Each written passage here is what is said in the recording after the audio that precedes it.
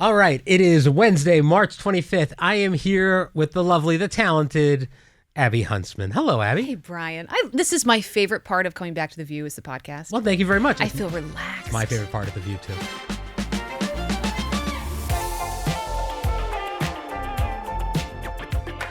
We're bringing Huntsman back. This is it. Bringing Huntsman. You know, my sisters, when my dad was running for president in 2012, yes, it was right when Twitter came out, and we were kind of having fun showing people behind the scenes. Yes. And it was right when Justin Timberlake had his song out, Sexy I'm well Back. aware of this. This is and so legendary. we Yes. made a song. We're bringing. Yes, and I don't think it went anywhere, and it was so embarrassing. But it became so when you were on the show. Herman Cain. Do you remember? Yes, I do. Leave that in.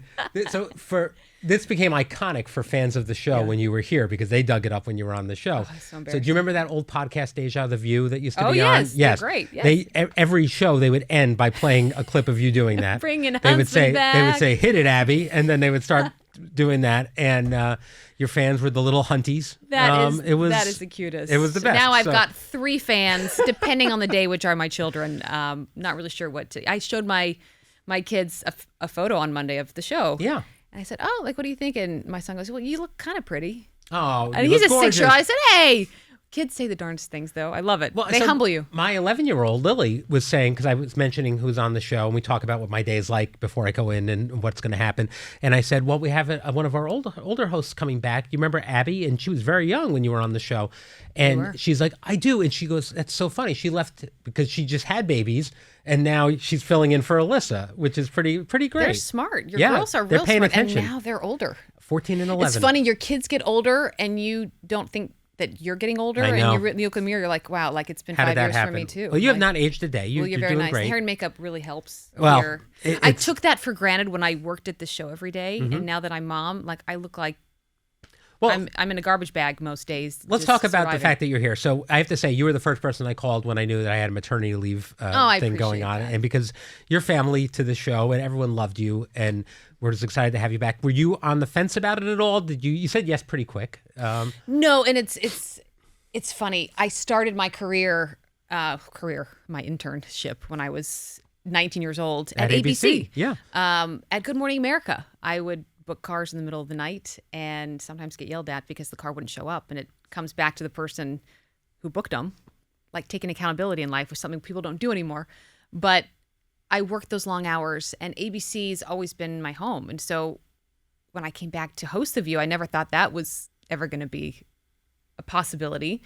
And I fell in love with the team here. The producers, the camera crew.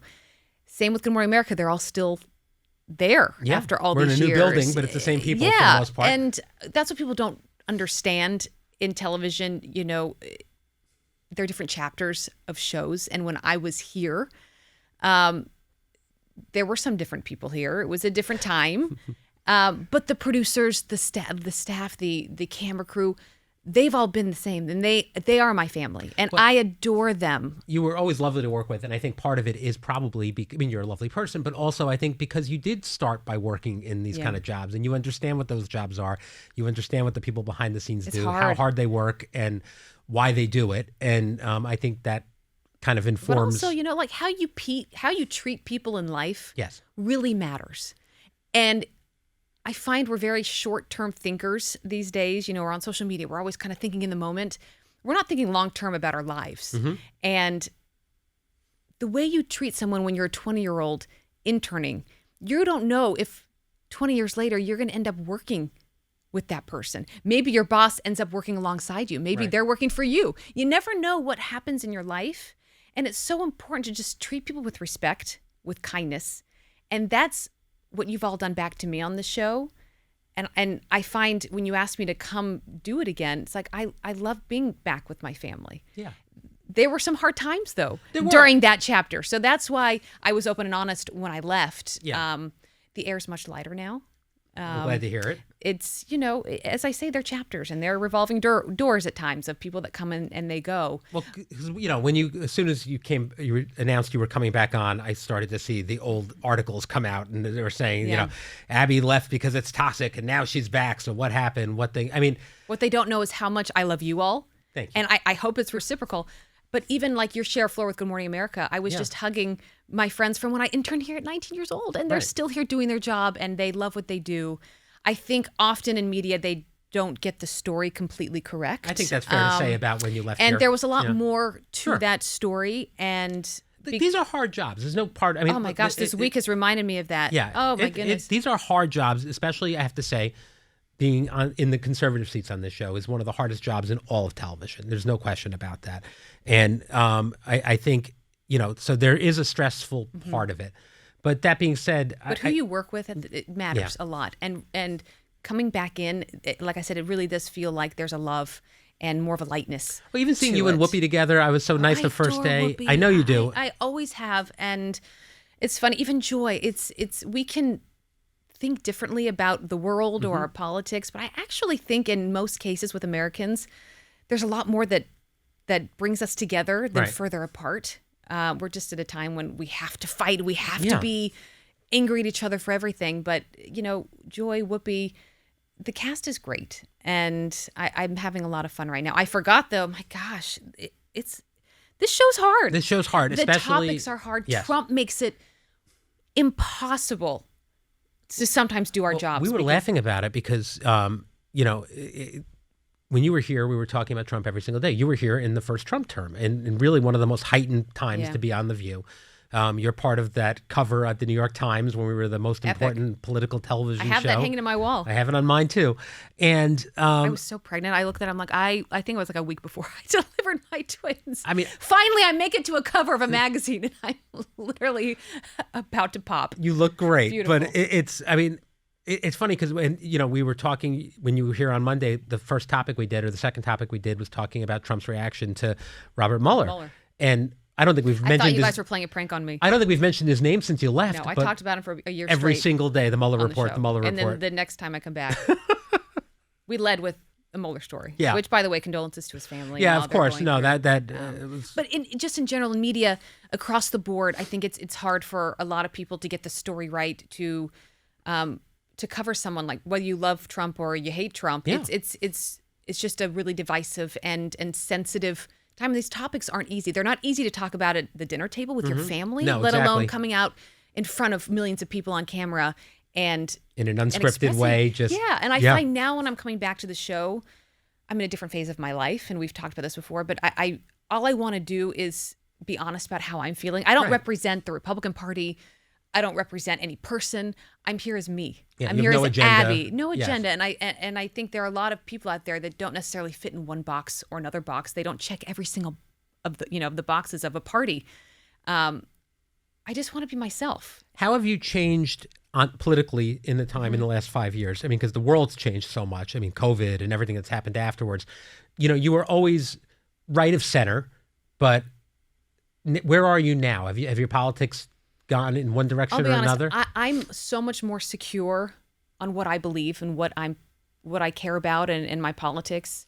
But I feel very lost in terms of where I fit politically. Right. And I speak for myself, but I think there are a lot of other people that are kind of in a wilderness of like, I don't have anyone that represents me right now. Right. I want to feel inspired. I want someone that I can have my kids listen to at the State of the Union. They came in, I was watching it, and I turned it off because I wasn't sure which direction it was going to go in, and I hate that feeling. I was raised in a family where, we're proud of this country, we serve this country, and, you got to be a role model when you have these roles. If you're a politician and you're trying to, bring this country together, I'm so desperate for a leader to come in and just be that person that I can be excited about. Are you hopeful for it? Do you think it's going to happen? This is something we've talked about for years. Is eventually are we going to move out of where we are now, and is the Republican Party going to look something more similar to what it used to look like? Is the Democratic Party going to look more similar to what it used to be?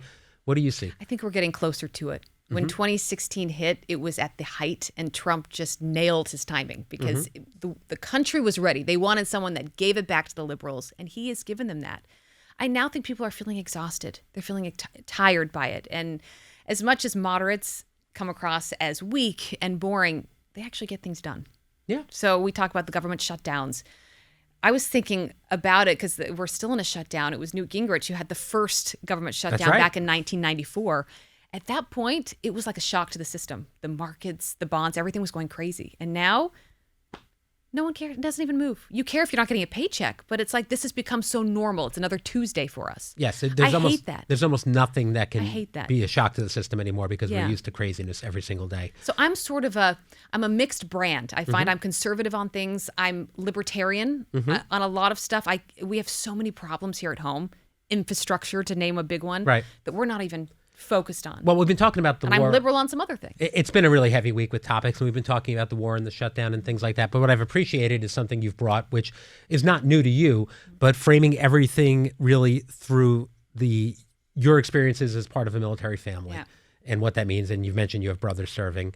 How does that inform your opinion about what's going on right now? Well, it's personal. It's real. Yeah. It's real. And when you get alerts on your phone, when you have someone you love that's serving, It's different.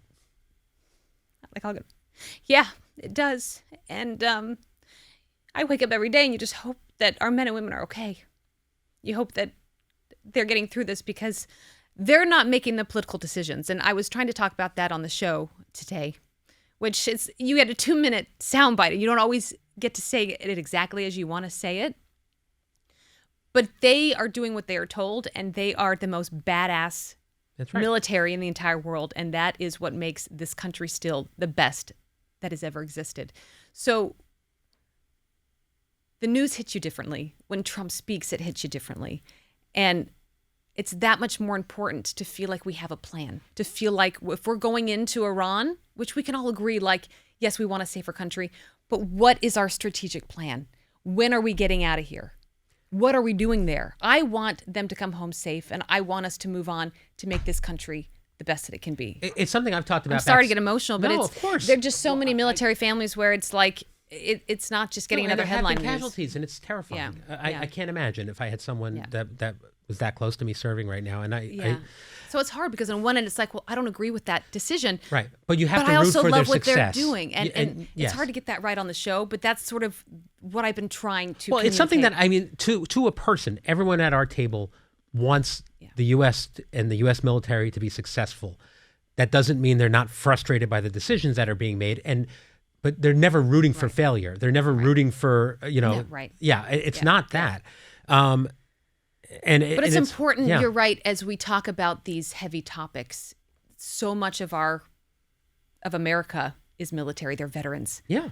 They're in it right now. They're a mother. They're a father. Well, they're I was a brother, backstage with you sister. yesterday, and an audience member asked to come back and talk to you and thank you for talking about it. And she was a veteran. It's just part of your life. Yeah. It's part of your life. And I think we've moved a bit away from how important service is in this country. And like when Trump tweeted about Robert Mueller, I'll bring him up again. Yeah. He was a man of service.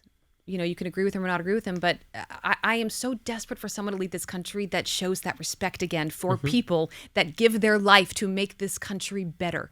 I don't care if you're Republican or Democrat. This country so needs unity. We need that sort of inspiration to come back. Well, one thing I've always appreciated about you is your optimism and your general belief that people are good. Maybe too much so. Well- I was raised Mormon. Sometimes I can be naive. People tell me that, like, you're too nice and you give people too much credit at first. And I've made mistakes by doing that, but you learn over time sort of how to protect it. But I don't want to lose my kindness. And I also don't want to lose always assuming people are good.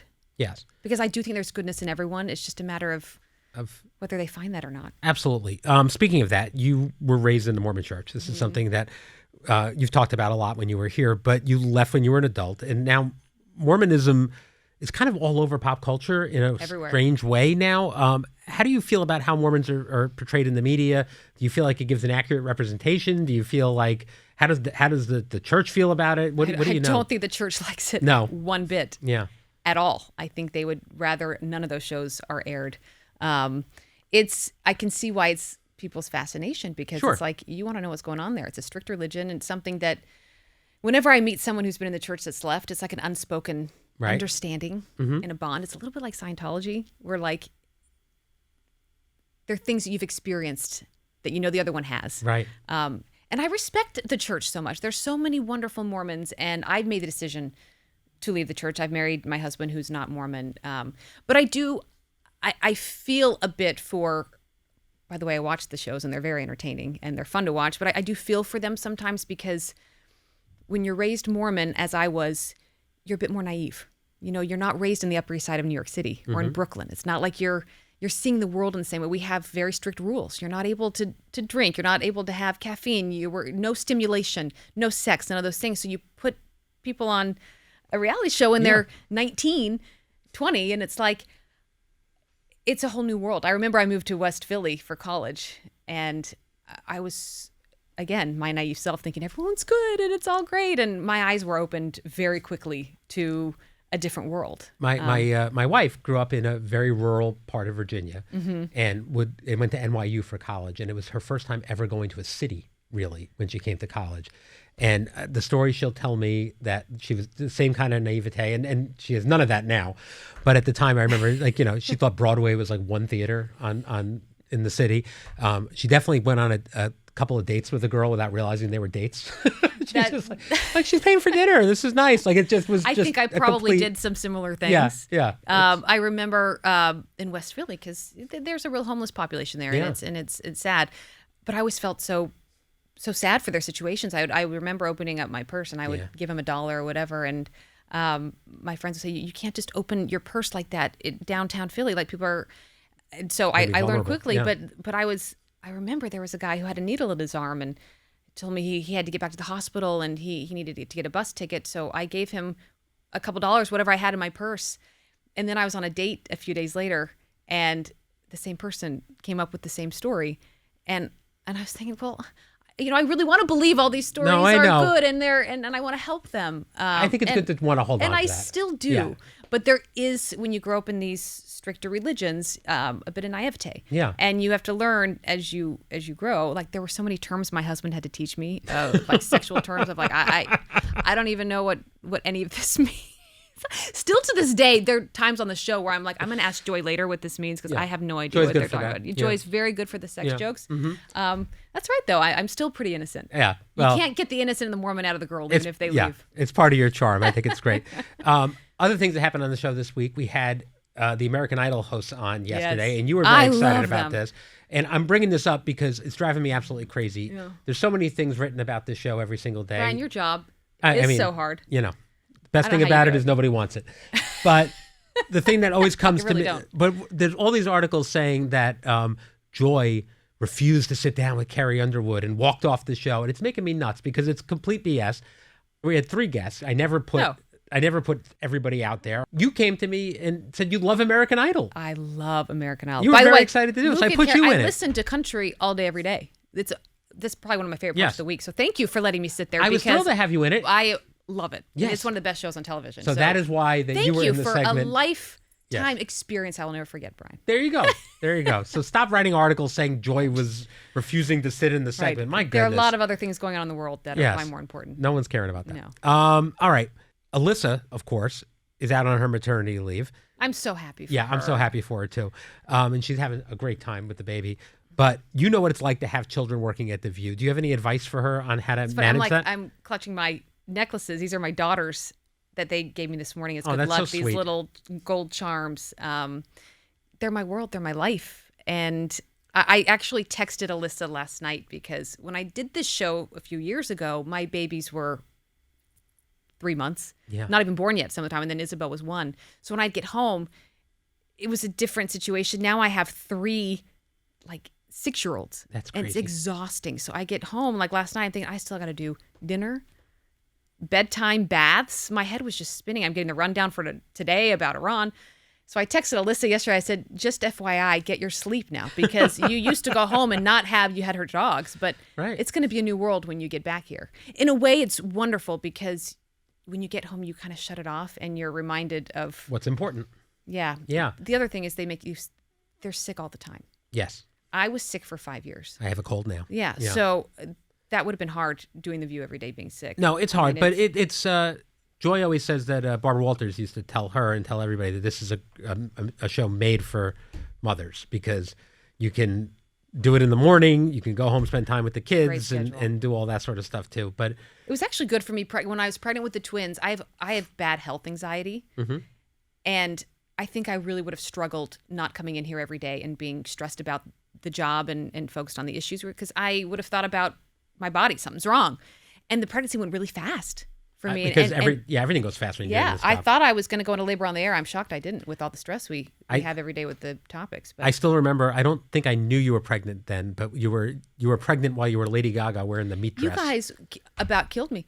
Well, you didn't know. No one knew I was pregnant. And you dressed me as Lady Gaga in 3 different outfits that were skin tight and put me in an egg. Know. Do you remember you had the models come? They'd lift me in a, I'm claustrophobic. That was my fault. I'm sorry. Put me in an egg. Yeah. And it was so hot in there, and I was about to throw up everywhere. I was like, I thought I might die. The heels were 6 inches tall. Yeah. Gosh, you know what though? I love the show. It was so, and the fun. Halloweens are the best part of it. We haven't done them in 2 years now. People are furious. You haven't? No, we've done some cold opens, but we haven't done. I think my favorite still for you was getting blood dumped on you as Carrie. That was. It's the best. Well, I grew up doing acting, so I love this stuff. That's right. It's still my love. I'm still thinking about doing Broadway one of these days. That would be amazing. I'm going to go audition. My daughters are obsessed. It's all they do. My older daughter Grace is in Chicago this weekend. She's very excited for her high school. I think they should go for it. I think so too. I think they should just go for their dreams. But I have to say, coming back this week, it's still a dream to be back. No, I'm glad. It is. Like I walked out today. I remember the last day when I told people I was leaving. I walked out on set and you said, like, this will be one of the last times you're here. And I really looked around the audience and I took it and I thought, this is a moment in time. I don't know where I'm going to be in my next chapter and the chapter after that, but I really want to take in how this feels. The energy of the audience, being able to sit at such an iconic table with iconic women. It's something I don't take for granted. I didn't take for granted. And even coming this week, I still walk out and I'm like, take today in, because this is special. And we are lucky to get these opportunities. I say it all the time. Once a View host, always a View host. It's a very, careful what you wish for. Well, there's a lot of them, but the truth is, good point. There's a lot of them, but it's something that you guys have experienced that nobody else on the planet knows exactly what it's like to be one of these 24 women. And I'm sure people still, when they talk to you, bring up The View, right? It's you've done plenty of other things, but it's who you are. And even if they totally disagree with some of the things you've said, they're still like a love for you in the show. Even Joy says she talks to the Trump voters at the casinos and, she looks for them. Yeah. This show is America. Yes. We represent all different types of people living in this country. Absolutely. Well, listen, we got a couple more shows this week and a lot of fun to be had. I don't know if I'm going to survive it, Brian. You're on the Weekend View. It's going to be great. And then next year, it's our 30th anniversary. So we'll find a reason to get you back here for sure. And congrats to you, Brian. I'm just so thrilled for all your success. Oh, the show's lucky to have you. Thank you. Really well, it's a great team, as you said. Like, I'm lucky that I'm on their shoulders. Well, thank you for joining me today, Abby. Abby will be with us the rest of the week, guest co-hosting. Tomorrow, I'll be back here with Sarah Haynes, and we'll see you then.